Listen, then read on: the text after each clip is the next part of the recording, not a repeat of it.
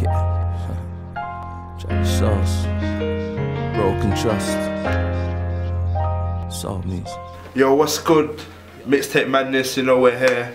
You already know what the segment is. If you don't, then go educate yourself on the YouTube. YouTube.com/Mixtape Madness.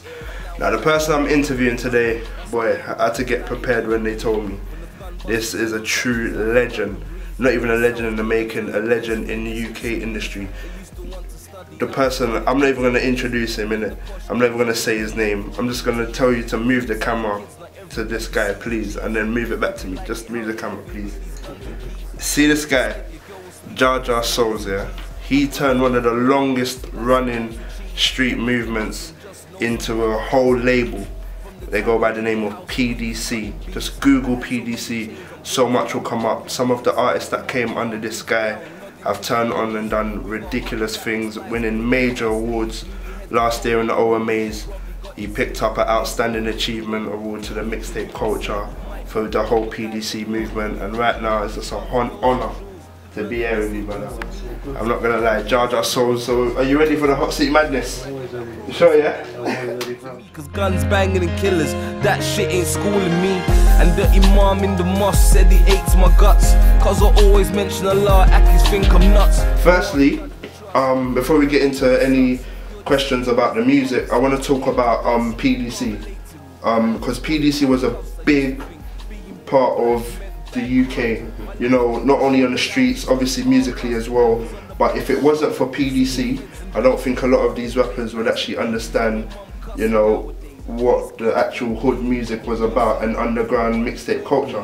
So please enlighten those who don't know about PDC, how it started and what was going through you lot's heads when you started the movement. Well, PDC was first, obviously, where street movement was just like a bunch of youths like from different states around South London. Yeah. That kind of come together, and obviously now as I'm older, I look back and say we was lost youths. There was lost youths in an environment that kind of like a messed up environment, but that's the environment that we grew up in, so that's all we knew. Yeah. And we kind of come together as a like an established crew off the streets, and we was kind of just living our lives, that way of robberies and just living. Yeah. I'm saying where we was living. I'm saying we were doing a lot of stuff at that time that was kind of classes, like it was a big thing at the time. Like we was robbing banks when we was like 14, 15 and all that kind of stuff. So at that time was like a big thing. Yeah. I'm saying probably still is a big thing. I'm saying so. That's the kind of like that's how PDC kind of formed together. It wasn't like now where you got like different like someone from over there don't like the person over there and postcode stuff and that. People from PDC were the people from all over the place. Like there was man from Croydon, Peckham and everywhere. Everyone was like kind of together. Just like that's just the man then. Yeah. It wasn't like how it is now segregated. It was like more like everyone's just everyone. I'm saying so. Yeah, we come up and yeah, this PDC. We come on the road. Yeah. Now you said earlier on about obviously your involvement as like maybe like a street crew in it, not really about music from a young age. But one thing that I want to know, how do you turn something that's considered as a street movement to being marked by police and that? How do you turn it to a business, a label, something that's selling records? Like you're selling records out of something that was a gang. Yeah. How did you do that? Saying. Well, the same. First of all, the first thing that a lot of people don't know that anything that's negative turns into positive, you gotta go through this. The first thing is the stigma thing first. Yeah. The peer pressure and all that. You gotta go past all that. You're gonna get called like a sellout and a snitch and a this and you're on soft, and you have to go through all that process. So I went through that process. Like you have to be like, say, you know what? You have to be strong enough to know that, you know what, I'm gonna go through this regardless. I'm gonna change it. I'm gonna go through this. I don't care what no one says. As long as you don't put your hand on me, I'm gonna carry on going through the same process. Yeah. And that's what I kind of like. That I had to like kind of train my brain to go through that program. Like, you know what, I'm gonna have to do this. I'm gonna have to go through a bag of stuff. I'm gonna have to lose some of my friends. I'm gonna have to fall out with a lot of people. I'm gonna have to lock some people off, and that's just how it goes. I'm saying so. I just kind of put a plan together.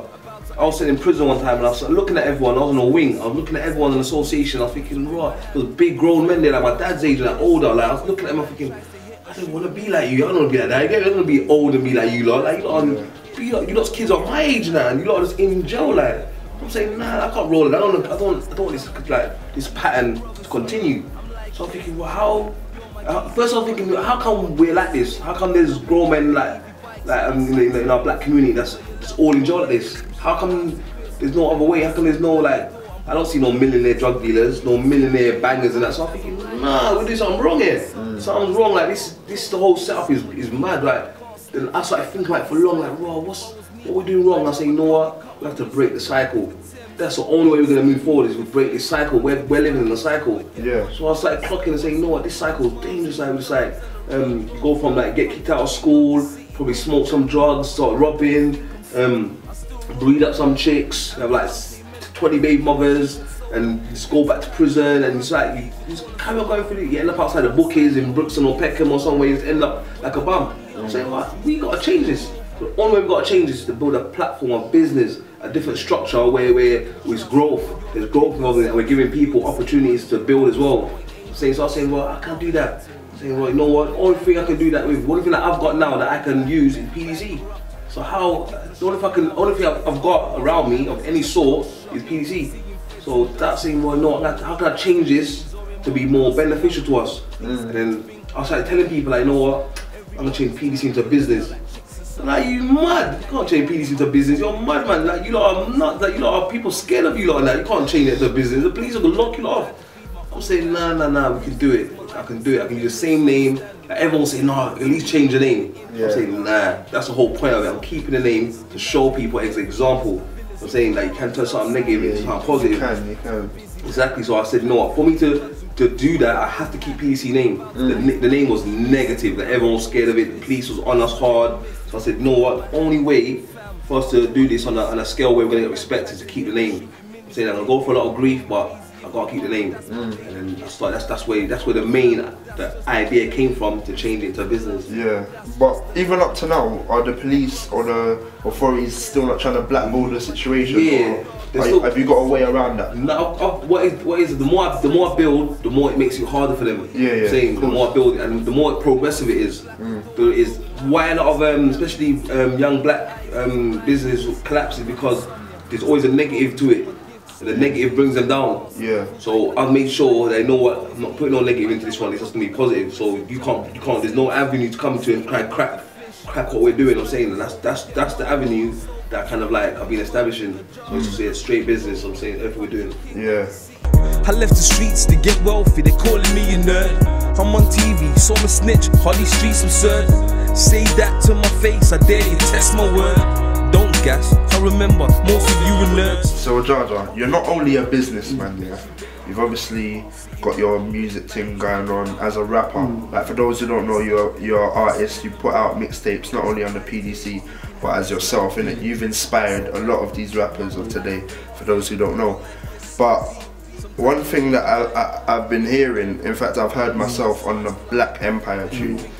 I don't know if my ears are playing games on me, but what's this I'm hearing? Like, you're gonna hang up the mic. What's going on? You know what it is, yeah? All it is, this is what I meant by that, because I've done it on purpose, so like not to like, so people can talk about it as well. So what it is, it's a change.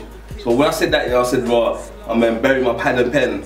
That's like, it's like a change of like thought process. Yeah. So I'm moving over to like more of a spoken word kind of a cappella kind of thing now. So I'm going over to a new thing now. I'm saying, so the rapping thing kind of, after this album, it's called The Last Message. Yeah. After that, yeah, you're gonna hear either like acapellas and spoken word. Yeah. That's it. I'm saying on social issues and political issues. Yeah. That's it.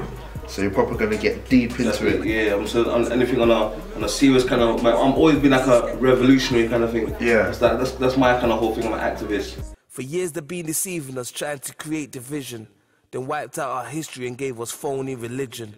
God's brainwashed through music and tell live vision, cause they know that we're dangerous if we get in a high position. This one's for the young youths. Sit back and just listen. You can smoke weed if you want to, but hear what? This is the mission. Basically, you're not gonna quit rapping, but you're just moving a bit deeper, like spoken word. Yeah, like more spoken word stuff and kind of pushing the rapping to a side a little bit. Yeah. I might be doing the odd stuff here and there, but the last rapping album will be Last Message. And I'll be going to more I think it's more educational kind of, like teaching the people on a different level. Especially the youths. There you go. I'm saying, so that's my focus. Obviously, I'm gonna be managing artists. Is obviously so we be behind Devious. We've got a new artist called Diamond. Okay. My brother's still gonna be doing his music. Yeah. So there's a lot of stuff going on. I'm saying I'm a businessman as well. I'm saying. Yeah. So yeah, it's cool.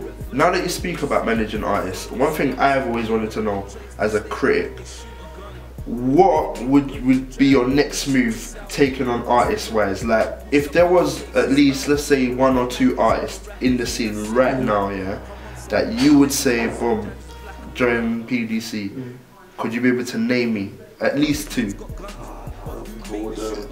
Or is there no names that you're feeling? No, there's people I'm feeling what to say, like for me to manage them. What do you mean? To either sign them on the PDC or manage them. The young artist is not coming up now. Yeah. Oh, no, it's things like that. Okay, no one asked that question for.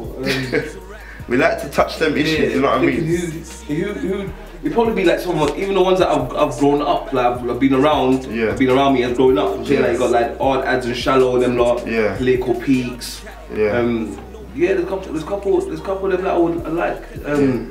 But I'm gonna be doing that anyway. That's the direction I'm going anyway. I'm saying so. I'm gonna be like working with a lot of those young artists anyway. Alright. From all over. There's Twizzle from West London. Alright. A lot of you know what I'm saying. So there's a lot of artists that I'm gonna be working with anyway. Yeah. I'm like that. I'm saying so. When even if you don't see me rapping, you're always gonna see me doing something progressive. Yeah. I'm like that. I won't just like give up. I'll be doing. If you hear me doing movies or doing something, that's beneficial to the platform that we're building. Yeah.